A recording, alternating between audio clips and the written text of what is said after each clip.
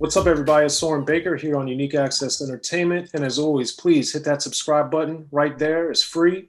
And that enables us to keep coming to you guys as often as possible with as many interviews as possible, with as many of the icons of the game as possible. So please, please, please hit that subscribe button right there. It's free. And, share our content, like it, talk about it, be about it. Now, today, man, we got the honor and privilege to be joined by an all-time great in the game, a phenomenal artist, and very honored and privileged to have him joining us today. Wise Intelligent, thank you for coming through, sir. Thanks for having me. Yeah, man, it's amazing. I got so much I wanted to ask you about, taking it back. So with Poor Righteous Teachers and Holy Intellect, I wanted to get from you in the 1990, 1989 era before the album came out, what was kind of your feeling and your thoughts of what was going on in New Jersey, since New York to that point, of course, had been so dominant? Did you feel any pressure, any uh, outside looking in thing being in New Jersey at the time? Uh, a little, it's New York. It's New York. New York is the Mecca. So not only was it uh, somewhat of an outside look, or an outside view from the inside, it was also uh, a level of admiration. It's like New York's the big brother. New York. You're looking up to New York. Everything that New York did. It's like we clung to it. We waited for the new releases with bated breath. We waited for the Red Alert mixes to come on. We would be up. We have our tape recorders ready. So it was always about New York. You know, um, and it set bars. It set necessary bars. For and examples for the culture and how the art and the craft should be approached. So yeah, definitely. Okay. And then as the three of you guys with Culture Freedom and Father Shahid were coming together, how, when, and why did Tony D get added to the mix, and how did that, help elevate you guys, especially sonically? Well, Tony D pretty much came into the picture at the beginning of um, our going into commercial hip hop. Building an album. When we started building an album for commercial release, that's when Tony D came into play. Me and Culture had been rocking for years. We had been working together for years. Of course, we're from the same neighborhood, same projects. Uh, Shahid lived on the other side of town. We connected with Shahid and we started recording music. We were in the studio. Tony called one day and was like, "Hey, y'all in the studio? I got beats." You know, it was the studio he used all the time. So when we were in the studio, I guess you know, the engineer made him aware that we were there. And he's like, "Hey, I got tracks. What's up?" But we had been working with Tony, pulling beats together before we went in the studio. Uh, so Culture introduced me to Tony D. You know, and Tony D wanted to battle me as an MC. So it was weird. Imagine that, right? Yeah, So very you strange. know, so he brought it. So Tony D used to be around the way a lot. So he came around the way one day, and the coach was like, "Hold up, let me get my guy." So I came out, and Tony, he says this little rhyme or whatever. And after that, we started working together. Let's put it that way. After that, we started, working on music together. And and then we kind of paused a little, because we were moving at a different on a different vibration, I think, than most of the groups that Tony was working with. Um, and some things with another label that he was working with happened between us and them, and we kind of paused things for a little. But then we went in the studio. We were like, "Yo, we're ready to go in." So we went in, and that's when Tony called, and he was like, "I got tracks." And we were like, "All right, what's good?" So he brought some tracks in, and that we ended up recording the first single, "Time to Say Peace," "Time to Say Peace," which was a sample that Culture had. Culture brought that sample to the table, and Tony brought the Word Is Bond sample and the Butt Naked Booty Bless sample for the first single, and that's how that went. Wow. And then with speaking of looking up to New York, when Profile was getting interested in you guys, I mean, that's Run-DMC, that's Dane, that's Rob Bass. They had so much iconic music already. Were you guys, what was the initial interactions like for you guys getting with Profile? We were more excited about, see, we were young, when we were hip hop artists, you know, we were artists. We weren't businessmen. You know, we weren't businessmen. We weren't. We didn't understand how the music industry or the music business worked. So the fact that Run-DMC, Dane, Special Ed, Sweet Tea, King Son, and all the other artists were on the label, you know, we were more excited about that. We were more excited about, you know, having label mates that we were just listening to on our way up the turnpike, you know. So it was interesting. It was interesting. It was an exciting time. You know, it was a King's Son, Special Ed. Yeah, man. It was just, then DJ Quick came on. It was a good time, man. It was a good time. You know. Yeah, it was a phenomenal roster.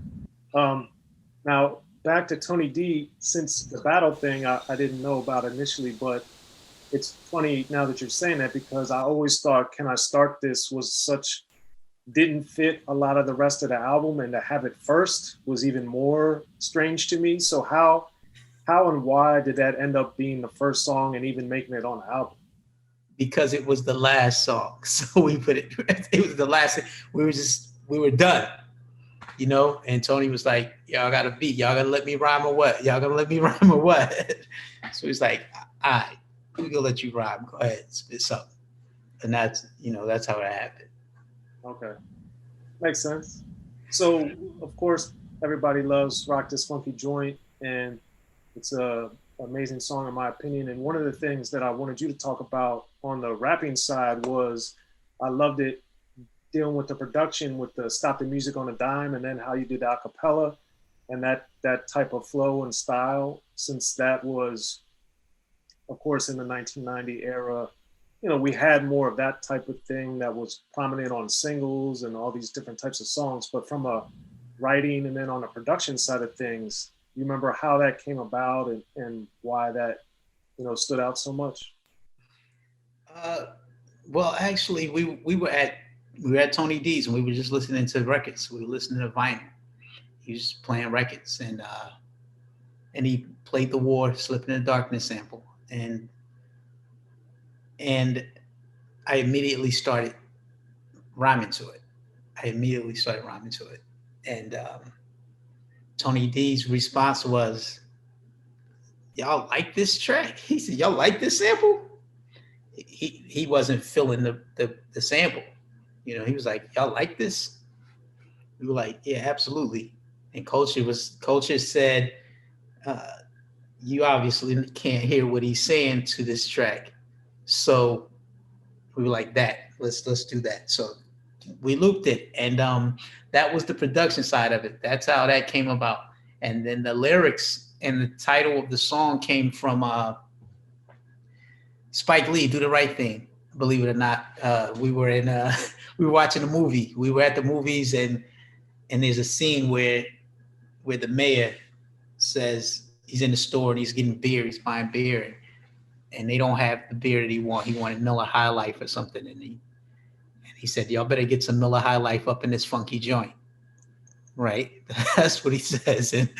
And so after the movie, you know, I didn't think nothing of it. It was just a movie. So Culture started saying that. You know, we were recording or whatever. We'd be in his house recording. Culture's like, "Well, I said, I don't care what you do, but I know you better rock this funky joint. You know, you better rock this funky, you better rock this funky joint." So I said, "All right, I got you." So I wrote in it, and I made that the song. So it worked out. And then Shaheed applied the scratches for the chorus. Shaheed put the chorus together. You know, Shaheed was genius at putting choruses together, scratch choruses, so that worked out. Yeah, that was something that initially, when I was a kid, drew me to rap was all the scratching, and of course, it was most prominent usually in the choruses. So for Poor Righteous Teachers, I think a lot of people think of you guys lyrically and all the teaching and the lessons that you guys gave, but at the same time, a lot of your songs throughout the several albums had a lot of scratching throughout your career. It wasn't just on Holy Intellect. So I wanted you to explain the significance as scratching faded from records, and then also as sampling became cost prohibitive, why you guys kept doing it. Yeah, we wanted to stay as true as we could to the the foundation of the art form. And the DJ is an essential part of the art form. And scratching signifies the DJ. That's the DJ. So we always wanted to stay true to that, and the feel of a scratch is just it's uncomparable. It's an incomparable sound and effect and mood and emotion. So I still like scratches on music, and hip hop, uh, and and sampling, and we just like samples. Me as an artist, as a writer, as an MC, I'll write to any type of track. It doesn't have to be a sample. It doesn't have to be a sample. It doesn't have to be boom bap. You know, I'm with everything. I'll try all. I'll push the envelope as an MC. I feel like an MC should be able to rhyme to anything. But we just wanted to stay true to the foundation, in terms of samples, things of that nature. So, and then, Culture, Shaheed, and Tony D, they were sample wizards. Shaheed was one of the most prolific samplers. I mean, Shaheed in sampling Shaheed was different. I mean, Shaheed was different. Shaheed could he listened to records, listen to other artists' albums and records, and he can point out every snare, every kick, every hi-hat, where they got it from, if they chopped it correct, if it was chopped. Shaheed was a scientist when it came to hip-hop production and samples. So yeah, and that it definitely seemed that the chemistry was amazing, and with the title track with Holy Intellect, I wanted to get for that one. That was a much faster beat, at least up to that point in the album. So, how did you find at that time you were approaching writing things faster to faster beats or slower beats or more mellow beats? How did you find, if at all, your writing was affected? in terms of, Either subject matter or how you would try to flip the phrases and the words? um, it never really affected the subject matter. Um, it, it didn't affect it. It would definitely, it would have, it affected the flow, you know, because I never liked to rhyme the same way over and over again, so every rhyme pattern and flow, I like being as diverse and different each song as I could possibly be. Um, so that's why, Poor Righteous Teachers seem to have a wide variety of beat styles and concepts. None of it was the same really, because I get bored quick. I guess that's an Aries, so I get bored with things quick. So I'll do something different, and I like to use production that would push me out of the last box, the previous box. So